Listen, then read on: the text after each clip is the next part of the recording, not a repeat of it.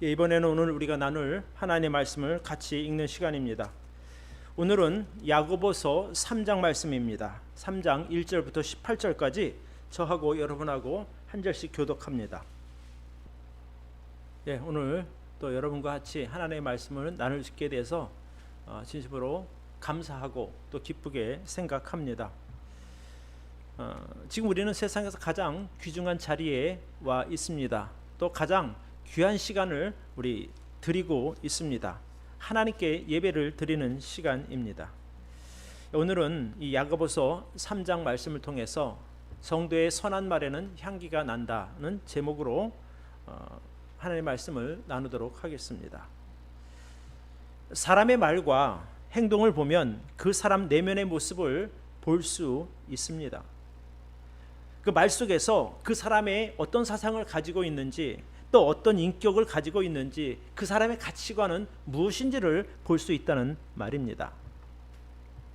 또 어떤 믿음을 가졌는지, 또 평소 관심사가 무엇인지에 대해서도 그 말 속에 모든 정보들이 다 담겨 있다고 해도 과언이 아닐 것입니다.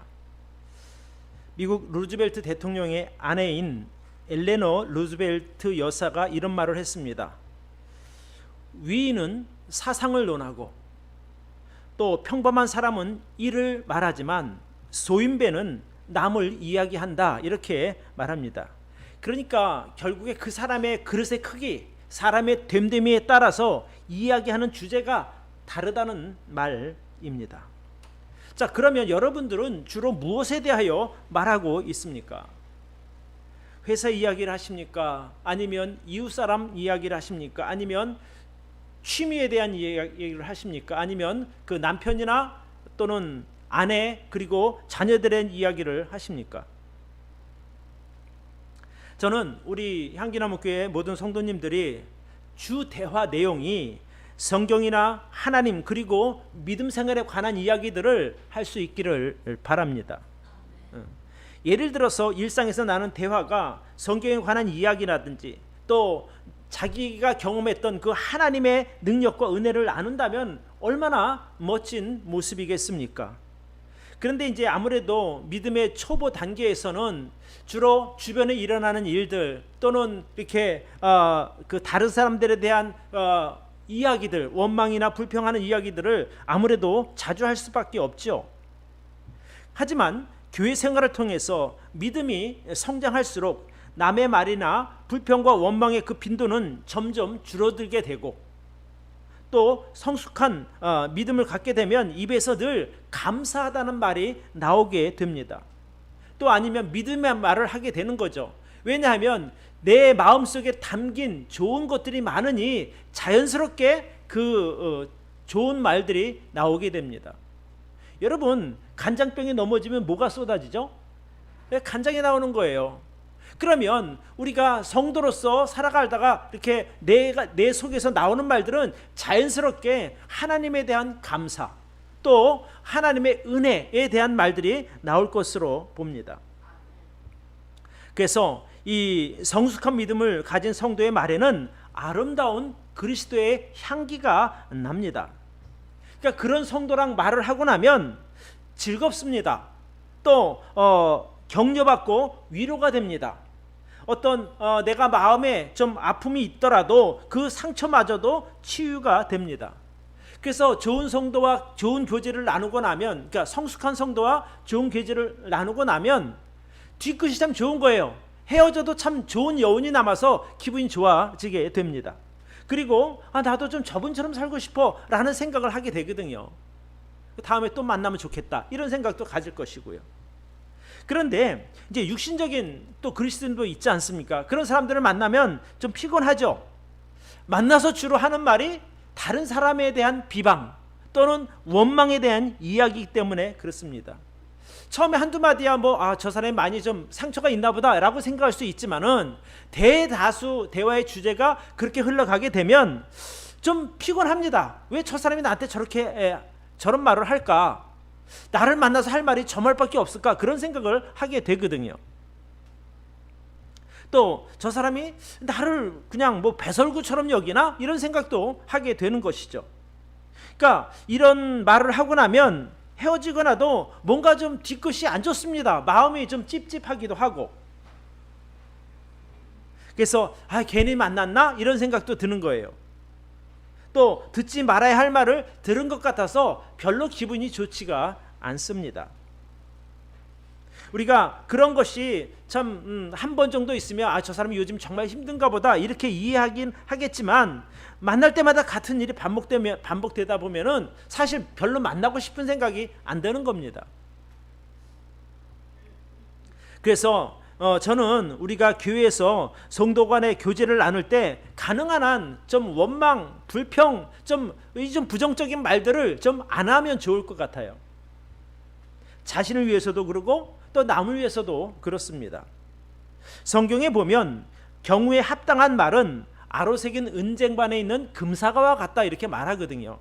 그러니까 저는 우리 말이 늘 은쟁반에 있는 금사과처럼 아름답기를 바랍니다. 그것이 우리가 성숙한 믿음을 가진 성도로서 할 수 있는, 보일 수 있는 모습이라고 저는 믿습니다.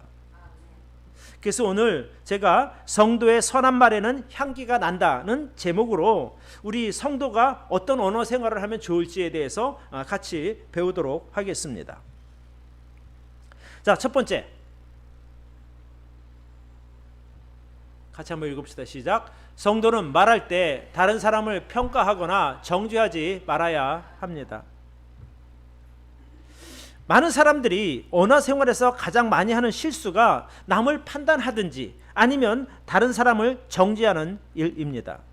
그런데 하나님은 우리에게 그런 권리를 주신 적이 없습니다. 그러니까 서로 판단하거나 평가하는 그런 것이 아니라 서로 사랑하라고 말씀하셨지, 너 쟤 보고 판단해라 그렇게 우리에게 명령을 주신 적은 없습니다. 오늘 우리가 읽은 성경 야고보서에서도 야고보는 우리에게 이렇게 말합니다. 1절에 보니까 내 형제들아 너희는 선생된 우리가 큰 심판을 받을 줄 알고 많이 선생이 되지 말라 이렇게 말합니다. 여기서 많이 선생이 되지 말라고 하는 뜻은 한 두 가지 정도로 우리가 생각할 수 있거든요. 먼저는 다른 사람의 결점을 들춰내든지 다른 사람을 가르치려는 행동을 하지 말라는 겁니다. 주위에 보면 항상 남을 가르치는 말을 하려는 사람들이 있습니다. 그러니까 그런 사람들은 무슨 특별한 은사가 아마 있는 것 같아요. 남의 잘못이 그렇게 잘 보이는 거예요. 그러니까 그 잘못을 자꾸 지적하게 되는 거죠. 그런데 문제는 뭐냐 하면 자기가 지적하는 그 문제가 자기에게도 있다는 겁니다. 그러니까 자기 눈에 들보는 보지 못하고 남의 눈에 티가 보이니까 자꾸 지적질하는 거예요. 뭐 형제 그러면 절대 안 돼, 큰일 나. 근데 자기는 그렇게 하면서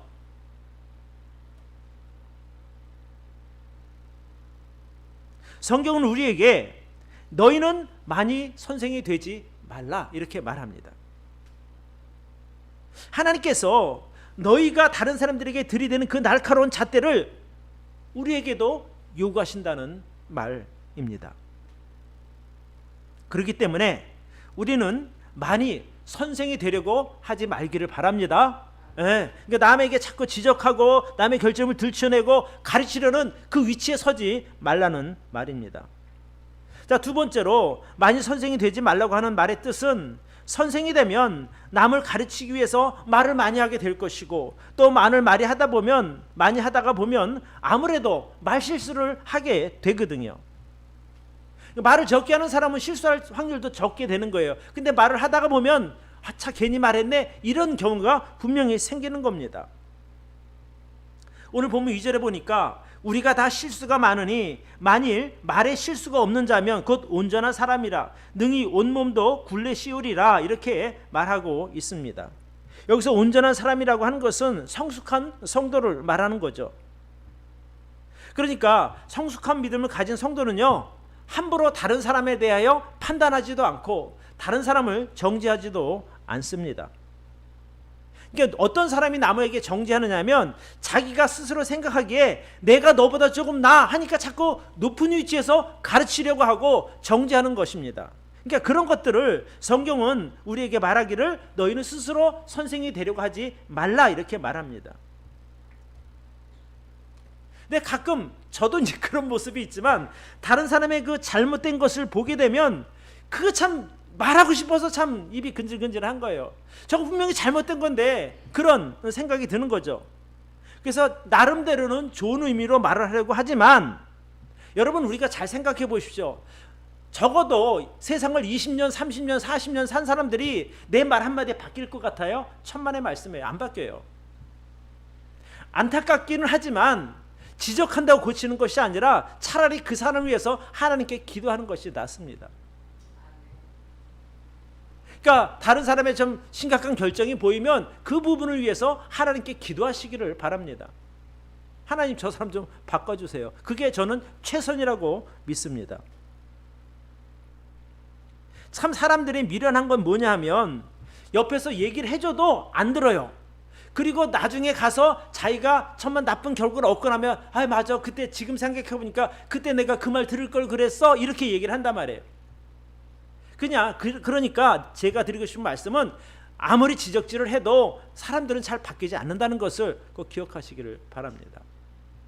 저도 예전에 잘못된 것을 막 의분이 나고 막 이렇게 말을 하고 그랬었는데 그래도 결국 내 속만 상하지 아무 상황이 바뀌지를 않는다는 것을 깨닫고 요즘은 아예 그냥 그런가 보다, 저 사람은 저렇게 생각하나 보다, 저 사람은 저렇게 사는가 보다, 그러고 그냥 말아요.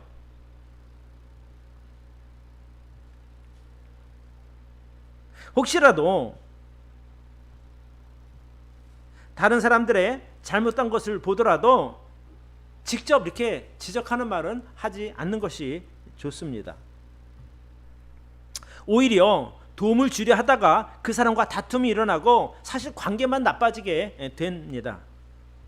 그래서 성경 뭐라고 말하는 거 아니? 우리에게 이렇게 말합니다. 잠언에 보면 잠언 10장 19절에 말이 많으면 허물을 명키 어려우나 그 입술을 제어하는 자는 지혜가 있느니라. 그러니까 말하고 싶어도 참으라는 겁니다. 그게 오히려 더 낫다는 거죠.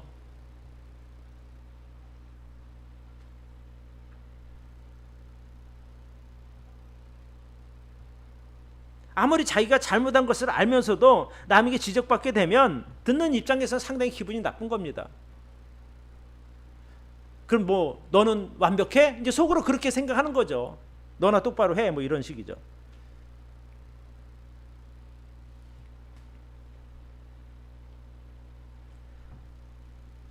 오늘 성경 8절에 보면 이런 말씀이 있습니다. 혀는 곧 불이요 불의의 세계라. 혀는 우리 지체 중에서 온몸을 더럽히고 생의 바퀴를 불살라나니 그 사르는 것이 지옥불에서 나느니라. 이렇게 말하고 있어요. 내가 좋은 뜻으로 말한다고 하지만 내가 어떤 그런 좋은 그 사람을 생각해서 말하지만 그 내 하는 말로 인해서 그 사람에게 독이 될 수도 있다는 겁니다. 그러니까 차라리 안 하는 것이 낫다는 거죠.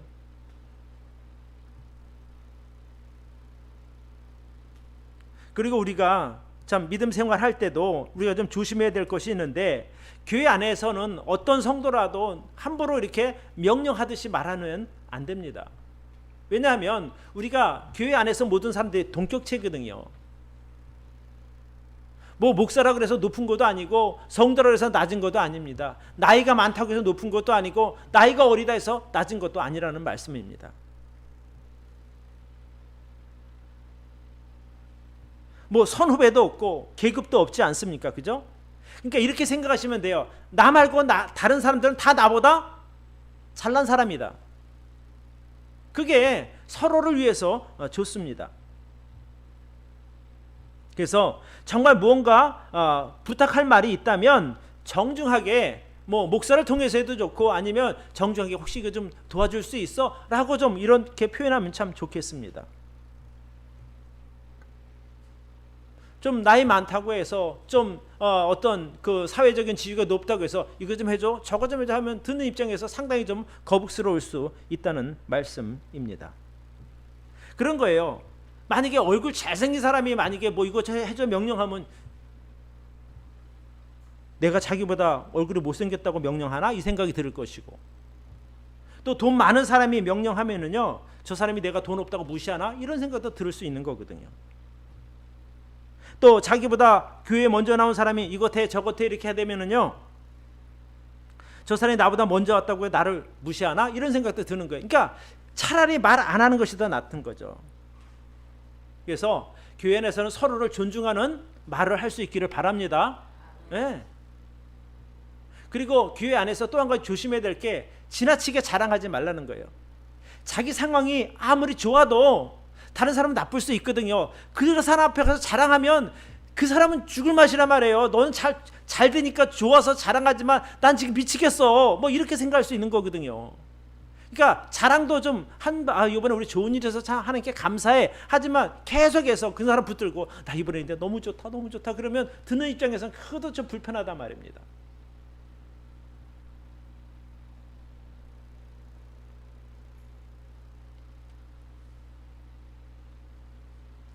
오늘 본문 13절 14절에 보니까 이렇게 말하고 있어요. 너희 중에 지혜와 청명이 있는 자가 누구뇨? 그는 선행으로 말미암아 지혜의 온유함으로 그 행함을 보일지니라. 그러나 너희 마음속에 독한 시기와 다툼이 있으면 자랑하지 말라. 진리를 거스려 거짓하지 말라. 이렇게 돼요. 불필요한 것들은 자랑하는 그런 자랑하고 싶은 욕심이에요. 그것도 오히려 듣는 입장에서는 참 쉽지 않은 일이라는 말씀입니다.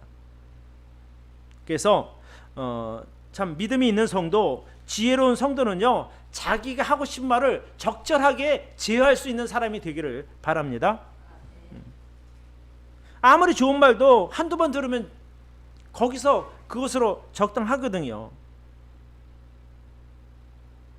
그래서 정말 내가 이야기하고 싶을 때는요, 들어주는 사람에게 좋은 선물 주면서 내 얘기 좀 들어봐. 그렇게 얘기를 하세요. 그러면 들어줄만 하죠. 맛있는 밥 사주면서 내 이번에 참 하나님께 나에게 이렇게 도와주셨어. 그게 너무 기분 좋아서 내가 대접하는 거야. 좀 나누자. 이거 얼마나 좋아요. 네? 뭐 아니요. 어쨌든 간에 뭐 맛있는 거 사주고 좋은 선물 주면서 내 말 좀 들어달라는데 뭐 굳이 뭐 거절할 필요가 뭐가 있어요. 그러니까 이게 자랑도 정도껏 하라 이 말이거든요. 어쨌든 우리가 그 다른 사람을 평가하든지 정죄하든지 그런 말을 하지 않고 우리가 정말 감사하는 말 이런 말을 할 때 우리가 우리의 입에서 나온 모든 말들은 아름다운 그리스도의 향기를 풍기게 됩니다. 자, 두 번째 같이 한번 읽읍시다. 시작. 성도는 말할 때 항상 긍정적인 단어를 사용해야 합니다. 이제 우리가 말하다가 보면 나는 좋은 의도로 말을 하지만 내 의도와는 다르게 듣는 사람에게 상처가 될 수 있는 말들이 있습니다. 참 그런 것을 우리가 염두에 두어야 합니다. 자, 오늘 8절부터 10절까지를 우리 같이 한번 보겠습니다. 8절부터 10절 같이 한번 읽어볼까요? 시작. 혀는 능히 길들일 사람이 없나니 쉬지 아니하는 악이요 죽이는 독이 가득한 것이라. 이것으로 우리가 주 아버지를 찬송하고 또 이것으로 하나님의 형상대로 지음받은 사람을 저주하나니 한 입으로 찬송과 저주가 나는도다. 내 형제들아 이것이 마땅치 아니하니라. 이렇게. 여기 보면 혀는 길들일 사람이 없다고 말하고 있거든요. 그러니까 내가 좋은 이야기를 한다고 하지만 잘못하면 그것이 상대방에게 독이 될 수도 있다는 거예요. 찬송도 하지만 저주도 나온다는 거예요. 참 신기하죠. 근데 이 성경에서 말하는 그 내용의 뉘앙스를 보면 결국에 우리 속에서 나오는 것이 선한 것이 별로 없다는 거예요. 그러니까 말 한마디라도 우리가 정말 조심하고 생각해서 해야 될 줄로 믿습니다. 그러니까 내가 분명히 난 좋은 의도로 말했지만은 듣는 사람의 상처가 되는 경우가 종종 있거든요. 근데 우리가 반대로 생각해 보면 내가 잘못 말한 거지 듣는 사람이 잘못 들은 것이 아니라는 말입니다. 그러니까 그렇게 오해받지 않으려면 항상 좀 긍정적인 단어를 사용하면 참 좋겠습니다. 예를 들어서 우리가 같은 말을 해도 긍정적인 단어가 부정적인 단어보다는 듣는 사람에게 더 잘 받아들이는 거예요. 그래 맞아, 맞아, 그 말 맞아 이렇게 되는 거죠. 그런데 부정적인 단어를 오래 듣다가 보면 좀 은혜가 되지 않아요. 들을 때 좋은 생각이 들지 않는다는 말입니다. 짜증이 나죠. 우리가 똑같은 말을 하더라도 예를 들어서 안 돼, 그거 하면 안 돼 이렇게 말하는 것과 그것보다는 이렇게 하는 것이 더 나아. 어떤 게 듣기가 좋으냐 말이에요. 근데 어떤 사람들 말할 때 보면 주로 안 돼, 뭐 하지 마, 뭐 나쁜, 뭐 이런 식으로 자꾸 부정적인 말 하는 것보다는 차라리 이렇게 하는 게 더 나은 것 같아. 한번 이렇게 좀 해봐. 좀 이렇게 표현하는 것이 더 낫다는 거예요. 우리가 애들 키울 때 똑같거든요. 이거 하지 말아라, 저거 하지 말아 할 것이 아니라 이렇게 하면 더 좋아. 그 나은 방법을 이야기해 주는 거죠. 여기 한번 제가 오늘 여기 요 두 번째 대지를 할 다른 표현을 한번 써봤어요. 한번 좀 띄워주시기 바랍니다. 자, 보세요. 제가 성경 여기 하기는 위에가 원래 있던 말이에요. 성도는 말할 때 항상 긍정적인 단어를 사용해야 돼. 이 말과 부정적으로 표현은 이거예요. 성도는 말할 때 부정적인 단어는 절대 사용하지 말아야 된다. 듣기가 어떤 게 편하냐는 거예요. 보기에. 그러니까 위에 표현이 훨씬 더 낫거든요. 듣는 입장에서도 기분이 안 나쁜 거죠. 그 밑에 말을 이렇게 하게 되면은 내가 맨날 뭐 부정적인 말을 한다는 뜻이야? 이렇게 해서 기분이 나빠질 수가 있는 거예요. 그래서 우리가 말할 때 긍정적인 단어를 사용할 수 있기를 바랍니다.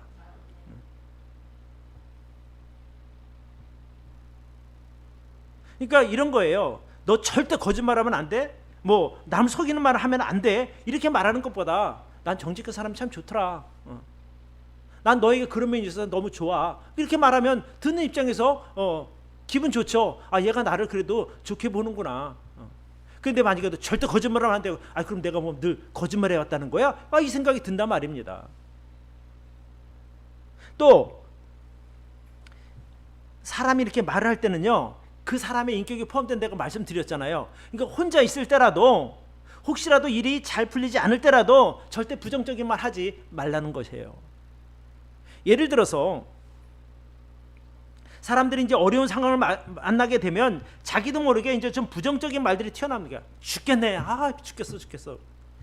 아, 미치겠네. 그러고 아, 네, 나 다 망한 것 같아. 제가 이 말씀을 준비하면서 보니까 제가 이제 운동을 하다가 이제 탁구 좋아하니까 탁구를 치다가 뭐 잘못하면 아이 바보 같네 내가 이런 얘기를 해요. 그래서 곰곰이 생각하니까 그것도 참 좋은 표현이 아니에요.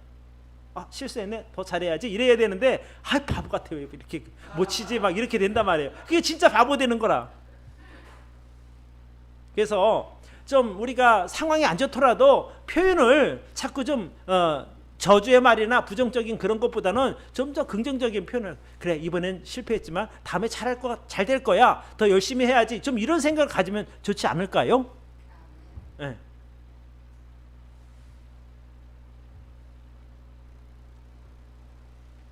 또 우리가 한마디 말이라도 우리가 좀 긍정적이거나 좀 함부로 말해서 안 되는 이유는 뭐냐면 내 말로 인해서 내 앞날까지 결정되기 때문에 그렇습니다.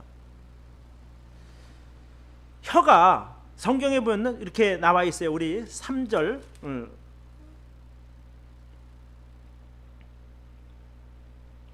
3절부터 봅니다. 우리가 말을 순종케 하려고 그 입에 재갈을 먹여 온몸을 어거하며 또 배를 보라 그렇게 크고 광풍에 밀려가는 것들을 지극히 작은 키로 사공의 뜻대로 운전하나니 이와 같이 혀도 작은 지체로 돼 큰 것을 자랑하도다.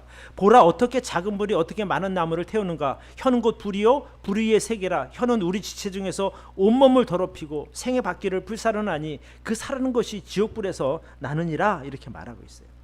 그러니까 혀가 작지만 우리가 보통 세치혀라고 말하거든요. 세치밖에 안 되지만 우리 인생을 다 불태울 수 있다는 거예요.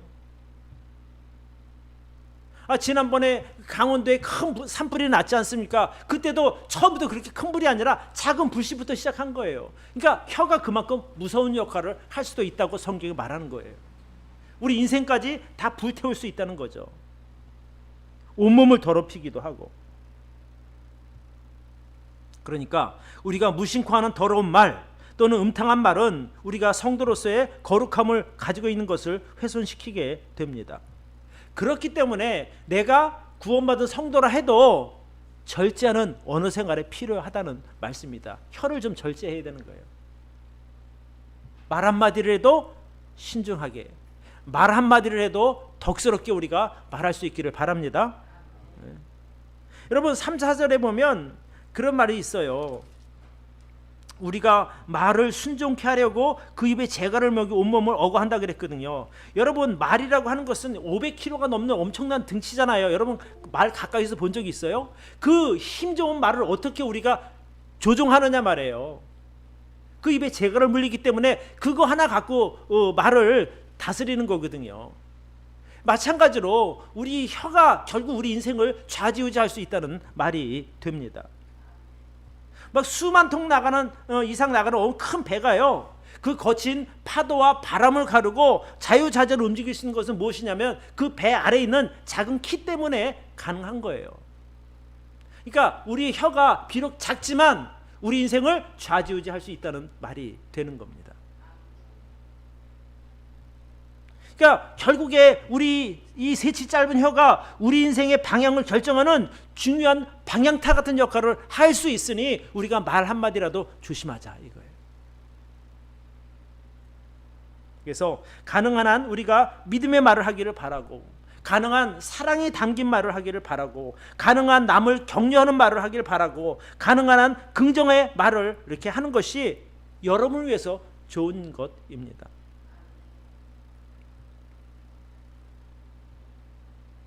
어떤 분이 그런 이야기를 했어요. 현재 어떤 사람이 처한 그 상황은 과거에 자기가 뿌린 그 씨앗의 열매다 이렇게 말을 하거든요. 그러니까 맨날 죽겠어 사람 맨날 죽을 일밖에 안 생기는 거예요. 그러니까 그러지 말고 나는 잘 될 거야 잘 될 거야 좀 이렇게 긍정의 말을 하라는 거예요.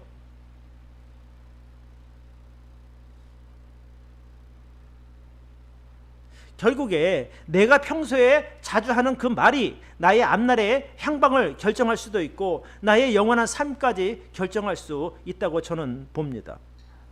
그래서 우리가 세상에서 가장 아름다운 말이 뭐냐면, 죄인이 복음 듣고 하나님 앞에 진심으로 회개하면서 예수님 만나는 기도할 때 저는 그 말이 가장 아름다운 말이라고 생각이 들어요. 그 기도를 통해서 한 사람의 인생이 그 영원한 생명을 얻게 되는 것 아니겠습니까?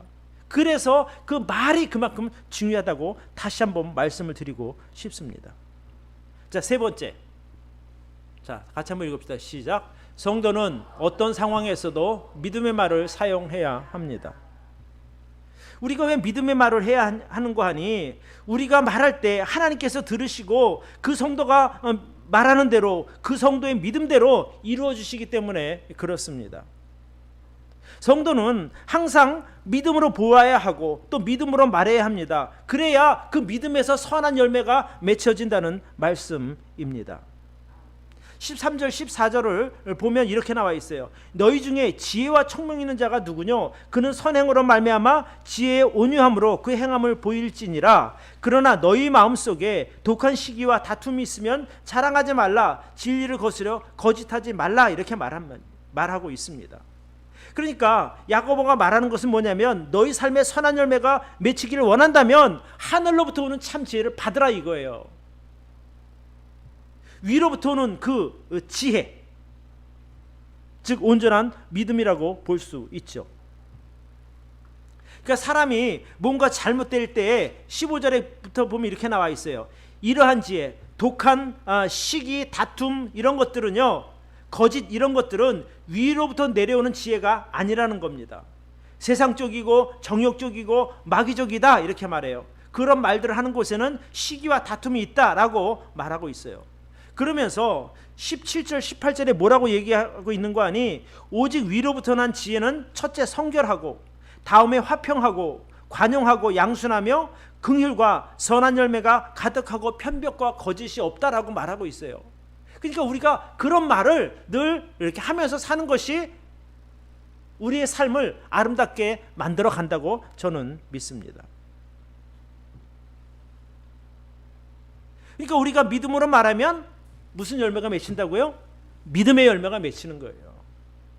성경에 보면 그 믿음 없는 그 원망의 말을 하다가 자기 한 말로 인해서 망한 사람들 이야기가 나와요. 어디에 나오냐면 민수기에 나옵니다. 우리 민수기 14장을 한번 좀 띄워주시기를 바라요. 거기 보면 이런 말씀이 있어요. 여호와께서 모세와 아론에게 일러 가라사대, 나를 원망하는 이 악한 회중을 내가 어느 때까지 참으랴? 이스라엘 자손이 나를 향하여 원망하는 바 그 원망하는 말을 내가 들었노라. 그들에게 이르기를 여호와의 말씀에 나의 삶을 가리켜 맹세하노라. 너희 말이 내 귀에 들린 대로 내가 너희에게 행하리라. 그러니까 이스라엘 백성들이 그 출애굽에서 나올 때부터 광야 40년 동안 계속 내뱉은 말이 불평하고 원망하는 말이에요. 누구한테? 하나님에게. 그러니까 하나님이 그렇게 말씀하시는 거예요. 너희 말이 내 귀에 들린 대로 내가 너에게 해줄 것이다. 실천할 것이다, 이거예요. 얼마나 무서운 말이에요. 그러니까 내가 하나님에게 좋은 말을 했으면 좋은 일이 있을 텐데 원망하고 불평하고 했으니까 너희 말대로 내가 해줄게. 근데 어떤 말을 했는 거 아니?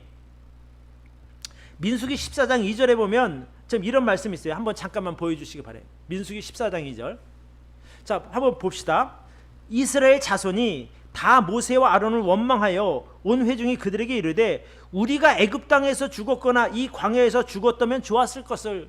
우리를 왜 이쪽으로 데리고 나와서 고생시키냐? 차라리 애굽에서 그대로 살게 두든지 아니면 이 광야에 차라리 죽는 게 낫다. 그래? 그럼 내가 너 죽여줄게. 이렇게 된 거예요. 그래서 하나님께서 이렇게 말하는 거예요. 너희가 말한 그대로 너희 시체가 이 광야에서 엎드러질 것이라. 너희 20세 이상으로 계수함을 받은 모든 사람들은 그리고 나를 원망하는 사이 전부가 결단코 그 가나안 땅에 들어가지 못할 것이라는 거예요.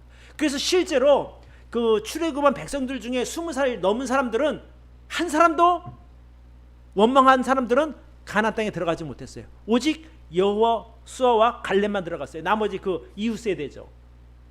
그러니까 사람이요 무슨 말을 함부로 뱉는 것이 아니라는 거예요. 우리가 우스갯소리를 그렇게 말하잖아요. 세상 유행가 가수들 부르는 가수들도 자기 말한 대로 된다고 하잖아요. 돌아가는 삼각지 불렀던 그 어느 가수는 진짜 말 그대로 돌아갔어요. 낙엽 따라 가버린 사랑 베푼 그 노래 불렀던 가수는 낙엽 따라 그냥 가버렸잖아요. 젊은 애 다 요절했단 말이에요.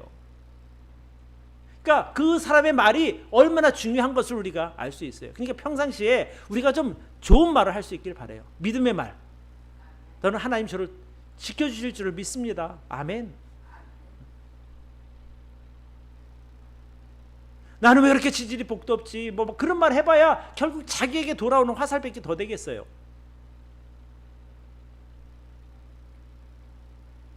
그런데 똑같은 상황에서 여호수아와 갈렙은 뭐라고 말했는 거 아니? 민수기 14장에 보면 이렇게 나와요.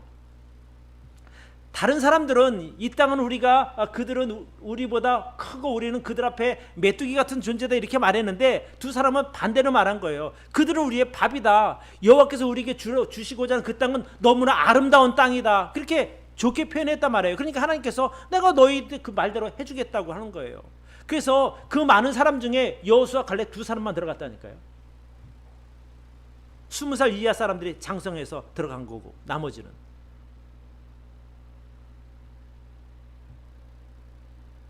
그 두 사람이 말하는 것을 듣고 나머지 백성들이요 두 사람을 쳐 죽이려고 그런 거예요. 돌로. 그때 하나님이 영광이 나타나서 그 못하게 막아주신 거죠. 그러니까 결국에 사람은 자기 말대로 되는 거예요. 믿음의 말대로. 그러니까 우리가 성도로서 참 어떤 말을 하면서 살아야 되는지가 얼마나 성경은 분명하게 알려주고 있는 것이거든요. 여러분 믿음의 말 하시기를 바랍니다. 네? 어떤 경우라도 나 잘 될 거야, 좀 하나님 나 도와주실 거야, 좀 이런 말을 하면서 살자는 겁니다.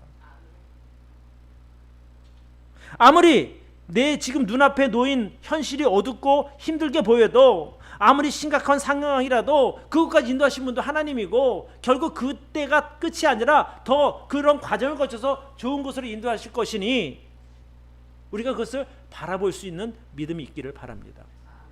그러니까 애굽 사람들이 그러니까 이스라엘 백성들이 애굽 땅에서 나와서 광야를 거쳐야만 된 거예요. 그래야 가나안 땅에 갈 수 있는 것이거든요.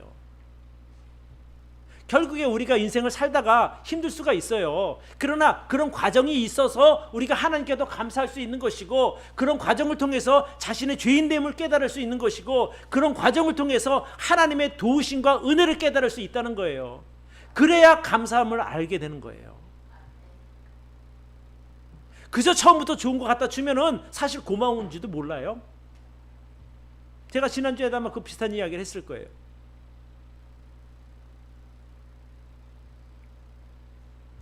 그래서 우리가 믿음의 말을 할 때 하나님께서 우리가 하는 믿음의 말을 들으시고 우리에게 직접 도와주실 줄로 믿습니다. 너의 믿음대로 될지어다 이렇게 되는 거예요. 그러니까 우리 입에서 나오는 한마디 한마디가 얼마나 큰 능력을 가지고 있는지 우리가 알아야 조심을 하죠. 맨날 저주의 말, 불평의 말, 원망한 말하면 그렇게 가는 거고, 내가 믿음의 말하고 또 소망의 말을 하면 우리 그렇게 가는 거예요, 인생이요. 잠언 18장 말씀을 한번 띄워주시기 바라요. 잠언 18장 같이 한번 우리 읽어봅시다. 시작. 사람은 입에서 나오는 열매로 하여 배가 부르게 되나니 곧 그 입술에서 나는 것으로 만족해 되느니라. 죽고 사는 것이 혀의 권세에 달렸나니 혀를 쓰기 좋아하는 자는 그 열매를 먹으리라. 뭐라고요? 자기 입에서 나오는 열매로 배가 부른다는 거예요. 그러니 내가 좋은 말을 해야 좋은 것으로 배가 부른 거죠. 이런 말씀을 보면 내 말이 얼마나 중요한가를 우리가 알 수 있지 않아요? 그러니까 여러분 좋은 말 하시기 바라요. 네, 믿음의 말 하시기를 바라요. 네.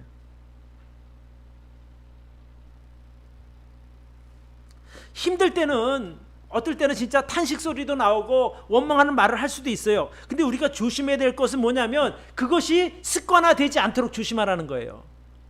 아니 한번 정말 힘들 때는 너무 힘들어요 라고 좀 누구 때문에 내가 이렇게 됐다고 한 번쯤은 할 수는 있어요, 사람이라면. 그런데 늘 입에 달고 다니다 보면 그것이 습관화가 되는 거예요. 그래서 그 사람 보면 저 사람은 원망하는 사람, 저 사람은 불평하는 사람이 될 수 있다는 말이에요. 그럼 누가 불행해지냐? 자기가 불행해진다고요. 자기의 입에서 나오는 열매를 먹고 사는 거니까. 제가 아까도 말했지만 출애굽한 1세대 이스라엘 백성들은요, 나오자마자 하나님 원망하기 시작했어요. 그 광야 홍해바다 앞에서부터. 그러더니 40년 동안 그들이 하나님 원망했거든요. 그렇게 결국에 그렇게 망하고 마른 거예요. 처음에 나올 땐 좋았지만 왜 망했습니까? 그 불평과 원망 때문에 망한 거예요.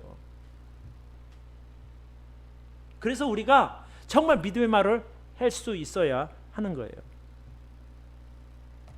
그래서 우리가 꼭 천국 가는 것은 우리가 보장받은 사람들이니까 뭐 그런 차치하고서라도 내가 입에서 늘 불평하고 원망하는 말을 하면은요, 사람들이 옆에 가까이 안 와요. 좋은 일이 생겼어요. 그러면 늘 불평하고 원망하는 사람 초대할 것 같아요. 천만의 말씀이죠. 왜? 와봐야 여기는 음식이 좋네 나쁘네, 분위기가 좋네 나쁘네 또 할 것이 불평하고 원망하니까 아예 그런 사람 빼버리는 거예요. 늘 입에서 칭찬하는 사람, 좋은 말하는 사람, 축복의 말하는 사람 초대하죠. 왜? 와야 같이 즐길 수 있으니까. 그러니까 같은 말을 해도 내가 어떤 그 말을 하면서 사느냐가 되게 중요한 게 그 사람의 캐릭터가 되는 거예요. 저 사람은 늘 남 원망하는 사람, 늘 불평하는 사람, 아무리 좋은 거 갖다 줘도 저 사람이 입에서 좋은 말이 안 나와, 이러면 끝난 거예요 사실. 근데 입에서 늘 아이고 고맙습니다, 감사합니다, 그렇게 믿음의 말 하는 사람들을 보면요, 늘 가까이 하고 싶죠. 왜? 자꾸 들으면 좋거든. 그래서 우리가 어떤 상황이 있더라도 여러분 믿음의 말 할 수 있기를 바랍니다. 네, 그게 오늘 우리 성경이 우리에게 가르쳐주는 내용이에요.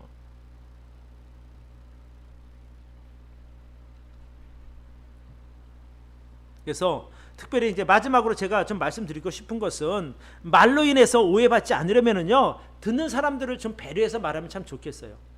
나는 틀림없이 맞는 말을 했는데 저 듣는 사람이 이상해서 잘못 들었어. 그게 아니라 그 사람을 배려하지 않고 말하면 그렇게 될 수밖에 없다는 거예요. 잘못 들을 수밖에 없겠죠.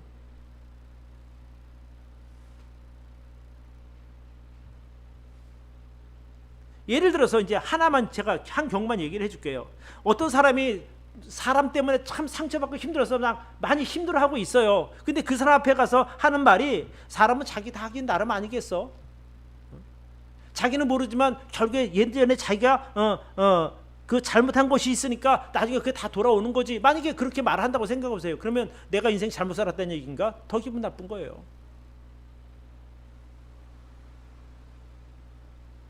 완전히 상처난 것에 소금 뿌리는 거 뭐가 다르겠냐는 거예요. 어떤 사람은 난 틀린 말은 안 해, 맞는 말만 해 했거든요. 근데 그 맞는 말이 상대방에게 상처를 줄 수 있다니까요. 그래서 말을 좀 지혜롭게 할 수 있기를 바랍니다.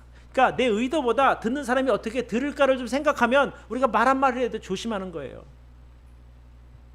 말 딱 뱉어놓고 아니 나 그런 뜻이 아니라 변명해봐야 의미가 없어요. 아예 처음부터 안 하는 게 낫지. 그래서 자꾸 긍정적인 말, 믿음의 말을 하라는 이유가 여기 있는 거예요. 오늘 아침에도 제가 이제 아내에게 아침 밥상머리에서 그랬어요. 제 아내가 나무를 참 잘 묻혀요. 근데 나도 모르게 내 입에서 말해, 당신 나무를 진짜 잘 묻힌다 그런 거예요. 근데 나는 다른 것도 잘하지만 나무는 더 맛있다 이제 이렇게 말을 했는데 집사람은 뭐라니까 나물만 잘 묻히지 그러는 거예요. 그러니까 이게 그 토시나 따라 그렇게 달라진다니까요. 그래서 아니라 당신이 다른 거 다 잘하잖아. 근데 나물은 더 잘한다 이런 의미로 말한 거야. 근데 어차피 내가 뱉은 말 속에 나물은 이랬단 말이에요. 그 은 때문에 나물도라고 해야 되는데. 그래서 그 말이 그렇게 달라지는 거예요. 뉘앙스가. 근데 내가 말을 탁 이렇게 하고 나서 아차 싶더라고요. 다른 것도 잘하지만 나물은 진짜 잘한다 이래야 되는데 나물 그러니까 이게요 진짜 이게 참 말의 그 토시아나 말 그 억양 이런 게 정말 중요한 거예요. 듣는 사람이 어떻게 받아들이느냐가 중요하다니까요. 진짜 제 안에 나물 잘 묻혀요. 콩나물 먹어도 진짜 맛있고 뭐 취나물 해도 진짜 맛있고 다 이렇게 맛있단 말이에요. 근데 그 말 한마디 때문에 다 깎였다니. 아니 그렇죠. 나는 그런 의미로 말했는데 듣는 사람은 그렇게 안 들을 수 있다는 거예요. 그러니까 말을 잘해라는 거예요. 조심해서 가려서.